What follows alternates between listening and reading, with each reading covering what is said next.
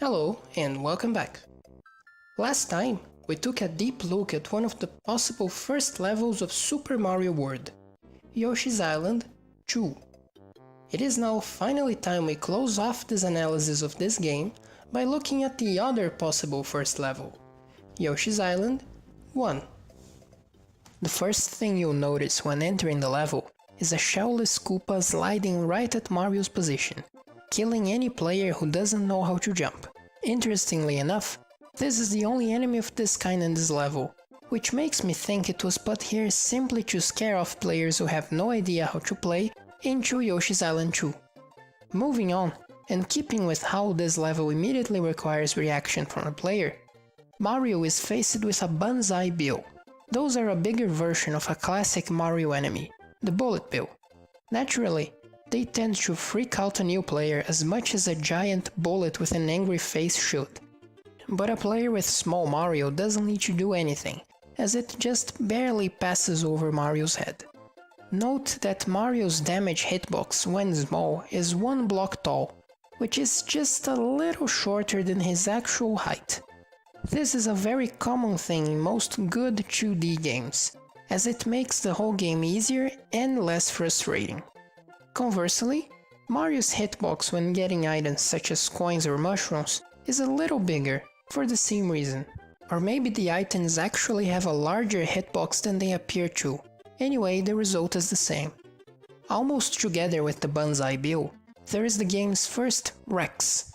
Those enemies are deceptively rare, appearing in very few levels other than this one, and simply move forward. Their main gimmick is the way they interact with Mario's different jumps. While a spin jump will defeat them outright, a normal jump will squash them, making them also move faster. At this point, another jump will defeat them. It's a relatively harmless enemy that helps establish the spin jump as the strongest one in a very clear visual way. After this first challenge, the player is rewarded with a Super Mushroom. It doesn't come for free though, as it's inside a flying box that moves left. This is followed by another Rex, this time alone, ensuring the player knows how they work. Now the level slightly increases the difficulty by first sending yet another Rex, but this time on an inclined pipe.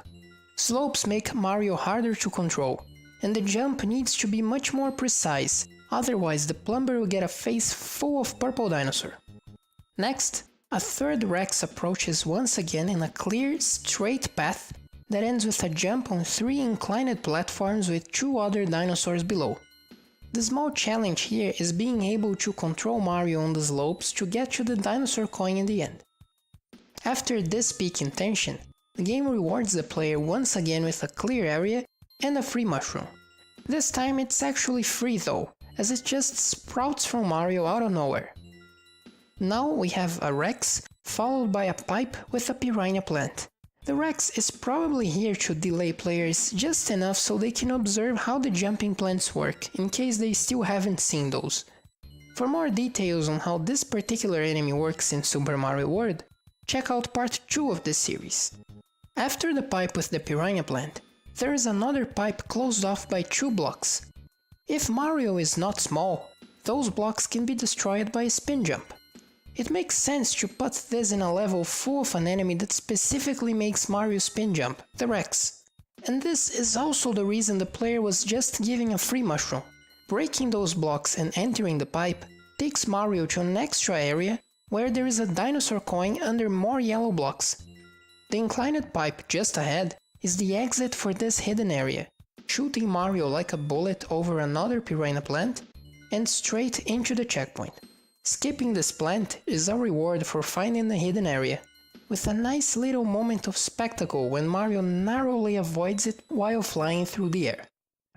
Now Mario arrives at the first of 2 tutorial blocks in this level. Both of those teach the player small things that are way less crucial than the spin jump.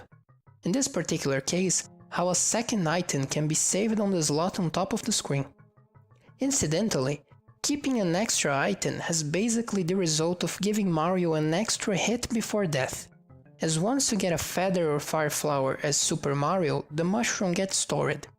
This is probably the reason why, in the original version of this game, Mario goes from a Cape or Fire Mario straight to Small Mario when hit, instead of to Super Mario as in the American Super Mario Bros. 3. The Game Boy Advance remake made things more in line with modern 2D Mario games, which in the process makes Mario able to take potentially 5 hits until death. The next part of the level has a few platforms leading up to a slope with a dragon coin, with a line of 3 Rexes positioned to induce the player to take the detour and climb. If the player presses down on the slope, which is something a player familiar with Super Mario Bros. 3 would know how to do, Mario will slide down and defeat the Rex on the slope automatically, landing on a small hole just as another banzai bill comes in. The second bill is at ground level, meaning the player might need to keep the D-pad held down from the slope to dodge it. One interesting thing I noticed about the tutorial blocks on these 2 starting levels. Every single one of them teaches the player about something that is new to Super Mario World. Actions that were already available in the previous game simply do not have verbal tutorials, just the usual gameplay situations that force the player to learn.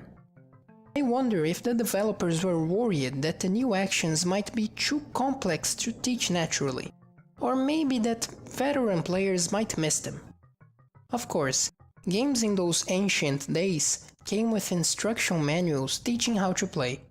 I do, in fact, vividly remember spending hours as a kid flipping through the Mario World manual, looking at the artwork. But I really don't think the games themselves were designed with the eventual manuals in mind. Back to the game, there is a second tutorial block teaching the player how to throw objects straight up, another action that is new to this game. Of course, there is immediately a situation where the new skill is used, a red shell that, if thrown at a block immediately above, will reveal an extra life.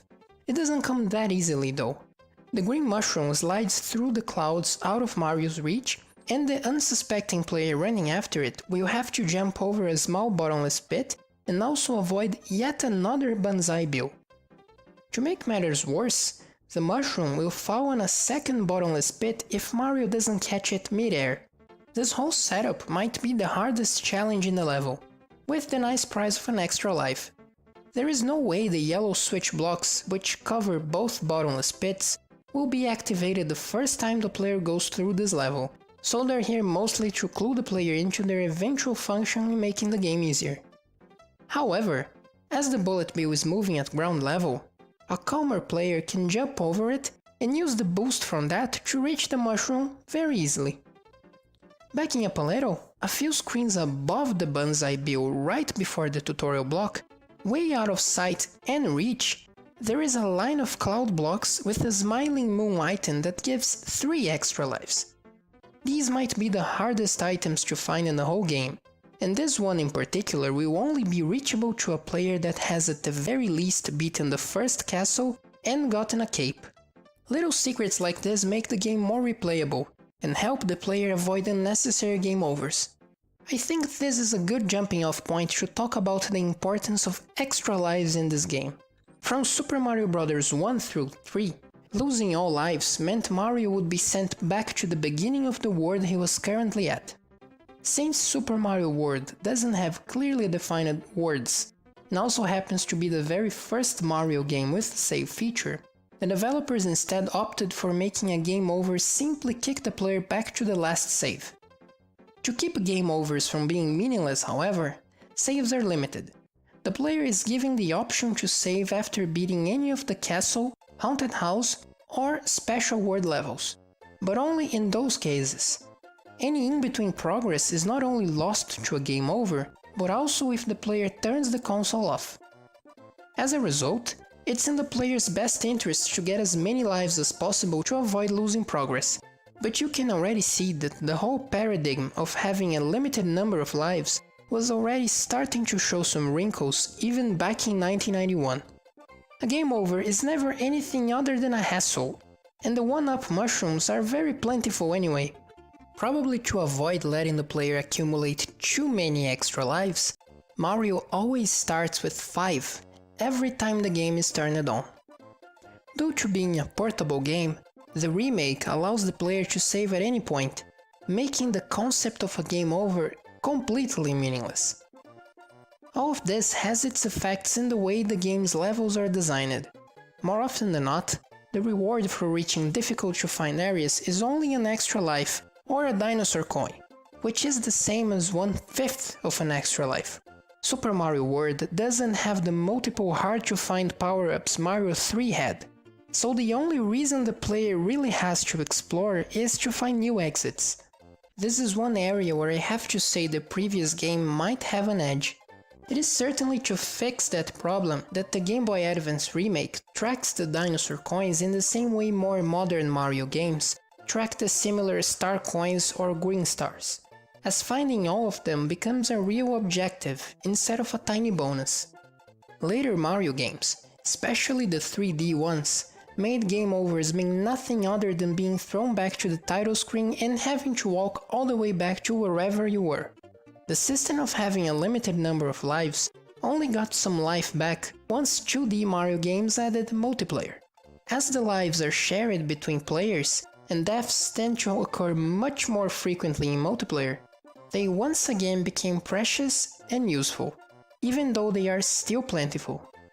Back to the level, Mario is now at the final stretch. First, we have a Rex under a setup with normal blocks and an item block with a mushroom or fire flower.